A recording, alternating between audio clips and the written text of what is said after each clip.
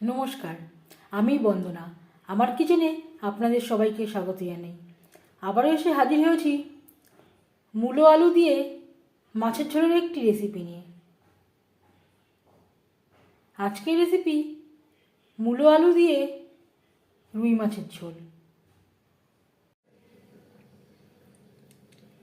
মূলো আলু দিয়ে মাছের ঝোল তৈরি করতে এখানে আমি নিয়েছি 6 পিস রুই মাছ। মাছ আমি পরিষ্কার করে ধুয়ে নিয়েছি। হলুদের গুঁড়ো দিয়ে দেব, স্বাদ মতো লবণ। লবণ হলুদ মাছে বেশ ভালো করে মেখে নেব। এখানে আমি 6 পিস রুই মাছ নিয়েছি। লবণ হলুদ মেখে নেওয়ার পরে তেল আমি গরম করে নেব।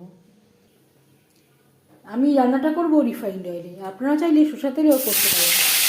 4 চামচ রিফাইন্ড অয়েল গরম করে নিয়েছি। দিয়ে দিলাম ম্যারিনেট করে রাখা মাছ।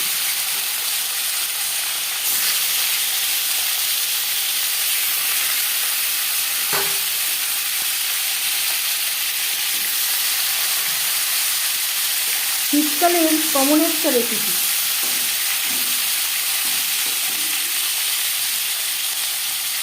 আর লাগছে 2টো মূলো,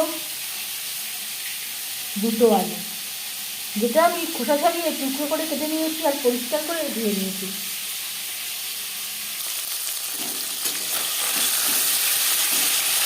একটা সাইড ভাজা হয়ে গেলে অপর সাইডটা উল্টে দেবো।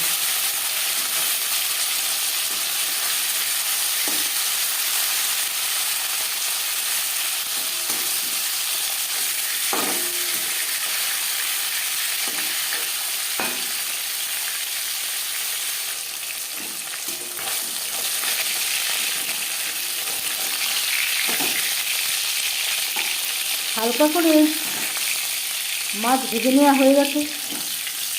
একটা পাত্রে উঠিয়ে নেব। জ্যান্ত মাছ আমি তাই হালকা করেই ভাজলাম। আপনারা চাইলে এর থেকে কড়া করেও ভেজে নিতে পারেন। মাছ ভেজে নেওয়া তেলে ফোড়নে দিয়ে দিলাম 5 ফোড়ন তেজপাতা। 5 ফোড়ন তেজপাতা ভেজে নেওয়ার পর দিয়ে দেবো আলু।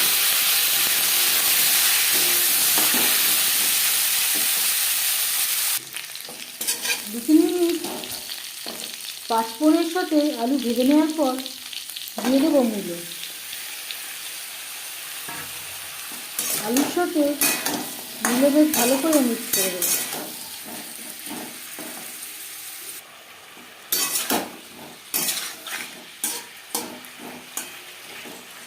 মূলোর সাথে আলু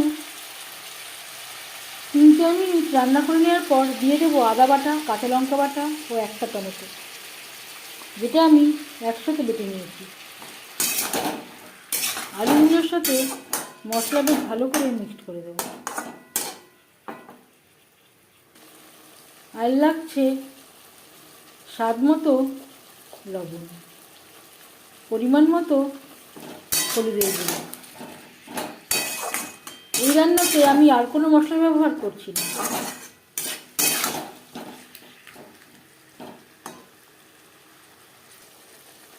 আর দিয়ে দেবো মশলা ধোয়া জল, যাতে পুরো মশলাটাই অ্যাড করতে পারি।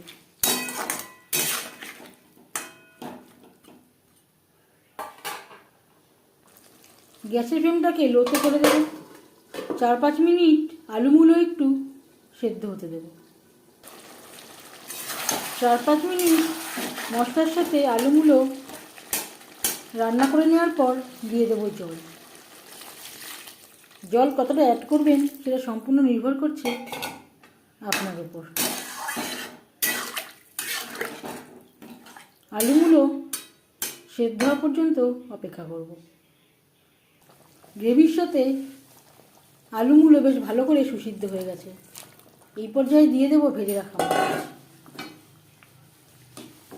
গ্রেভির সাথে মাছ বেশ ভালো করে মিক্সড করে দেব। গ্রেভির সাথে মাছ আরও 3-4 মিনিট রান্না করব। 3-4 মিনিট রান্না করে নেওয়ার পর দিয়ে দেব ধনেপাতা কুচি। যেহেতু শীতকাল চলছে, একটু ধনেপাতা ব্যবহার করলে এই তরকারির স্বাদ ও গন্ধ দুটোই অনেকটাই বেড়ে যাবে। 1 মিনিট রান্না করে নেওয়ার পর গ্যাসের ফ্লেমটা অফ করে দেব। 5 মিনিট ঢেকে স্ট্যান্ডিং টাইমে রাখবো।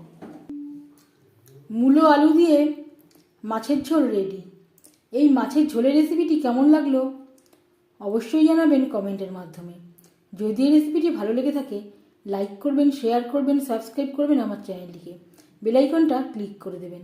যখন আমি নতুন ভিডিও আপলোড দেব তার নোটিফিকেশান সবার আগে আপনার কাছে পৌঁছে যাবে। আপনারা সবাই অনেক অনেক ভালো থাকবেন।